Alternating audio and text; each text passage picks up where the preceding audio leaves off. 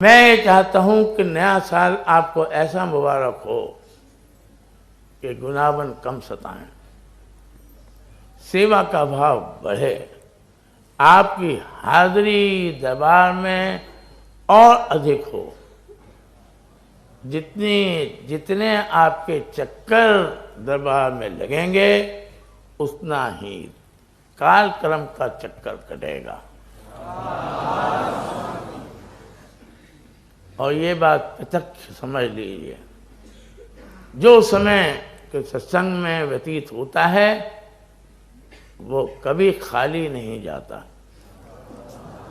उद्धव महाराज के समय में तो ये हाल था कि लोगों को यहाँ पर ज़बरदस्ती भेजा जाता था कि भाई तुमने सत्संग कर लिया, अब अपने घर पे काम करने भी जाओ, तो रास्ते में से लौटाते थे।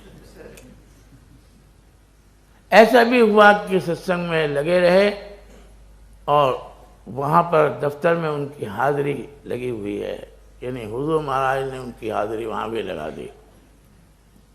कहने लगे कि मैं देर हो गई, मुझको लेट हो गई। बोले कि नहीं, आप तो काम कर रहे थे, ये देखिए इतना काम आपने निपटाया और ये आपकी हाजिरी लगी हुई है। तो वो जब अचरजी दया करते हैं अपने जीवों पर, बहुत कर देते हैं। हाँ, मैं बच्चों से भी कह देता हूँ कि तुमको भी इम्तिहान में मदद करेंगे वो, और जो चीज़ वैसे नहीं याद आती है तो उस समय ज़रूर आएगी। लेकिन इसका मतलब ये नहीं है कि पढ़ना लिखना बंद कर दो। पढ़ना लिखना तो है, जितना पढ़ना है उतना पढ़ो, जितना लिखना उतना पढ़ो, और जब तक जी लगे तब तक पढ़ो।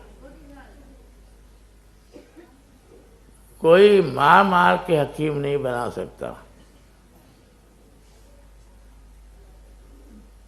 इतना अनुभव मुझको एक शिक्षक के रूप में है कि मैं बता सकता हूँ कि समझ में चीज़ आती है तो फौरन आती है, तत्काल आती है, और बहुत कुछ शिक्षक पर निर्भर होता है कि वो कैसा पढ़ा दे। शिक्षक अपनी जिम्मेदारी से नहीं अलहदा हो सकते। अब फिर जब उतना वहाँ पर पढ़ गए तो फिर घर में आकर फिर और किसी मास्टर को लगाने की क्या ज़रूरत है। व्यक्तिगत रूप से मैं ट्यूशन का विरोधी हूँ। उससे बच्चों को अपने आप काम करने की, अपने आप लेख लिखने की, अपने आप ऐसे लिखने की आदत चली जाएगी, और जो बचपन में चली गई वो फिर वापस आती नहीं है। याद रखिए कि हम लोग सत्संग में आकर जो कुछ भी सीखते हैं, लिखते हैं, पढ़ते हैं, वो उसका दायरा बहुत असीमित भी है और सीमित भी है। 2.5 अक्षर हैं और उन 2.5 अक्षरों को पढ़ने में उम्र बीत जाती है। उन्होंने कहा कि 2.5 अक्षर प्रेम का पढ़े जो पंडित होए, और पोथी पर जगमुआ कोई पंडित हुआ न कोई, 2.5 अक्षर प्रेम का पढ़े सो पंडित होए। तो भाई आप सबको मैं एक ही चीज़ पढ़ने के लिए न्योता देता हूँ, वो 2.5 अक्षर प्रेम का, और वो प्रेम रूप मालिक हुजूर महाराज हैं, प्रेम स्वरूप वही हैं, प्रेम प्रकाश वही हैं। तो क्यों नहीं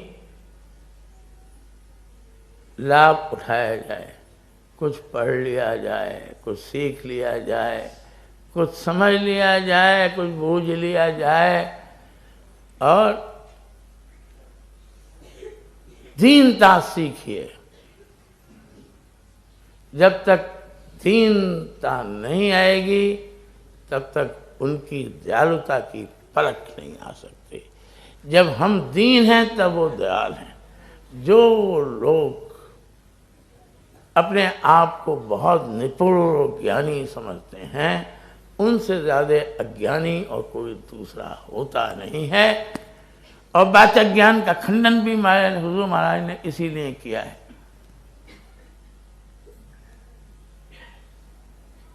सबसे ज़्यादा जड़ अहंकार की काटनी है, जानते हुए भी अपने आप को अनजान बना रखना, समझना, ये आवश्यक है।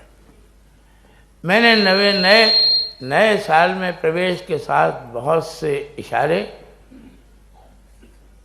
किए हैं, बड़े बुजुर्गों के लिए भी करने के लिए हैं, जवानों को करने के लिए भी और बच्चों को करने के लिए भी। हमको कुछ अपने आप अपने सहारे पर खड़ा होना पड़ेगा, बैसाखी नहीं चलेगी।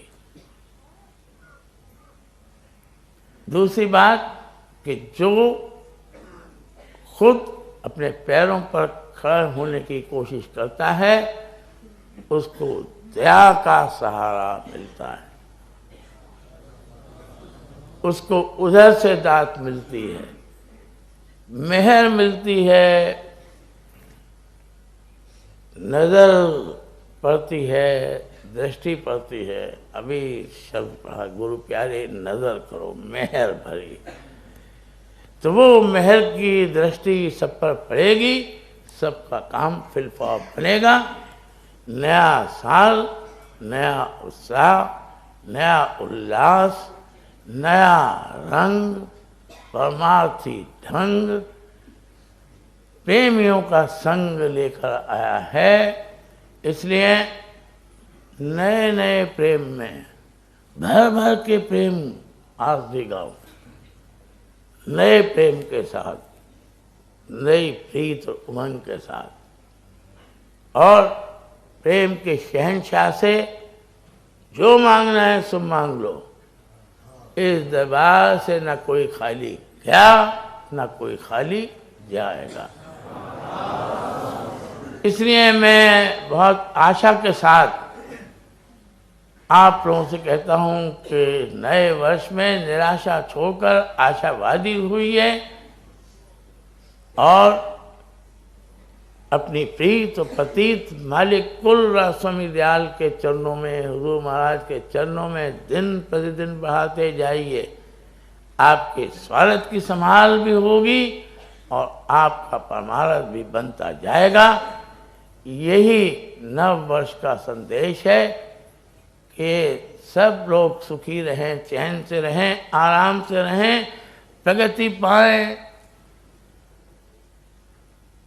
परमार्थ में और स्वार्थ में, और राज स्वामी दयाल के चरणों में आपकी प्रीत और प्रतीत दिन प्रतिदिन गाढ़ी से गाढ़ी होती जाए।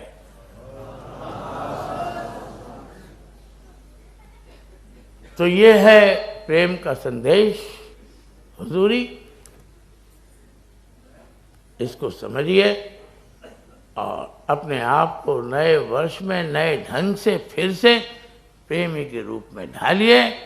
प्रेम के शहंशाह आपके ऊपर हर वक्त मेहरबानी का हाथ रखे रहेंगे और सबका काम अपनी दया और मेहर से पूरा पूरा बनावेंगे।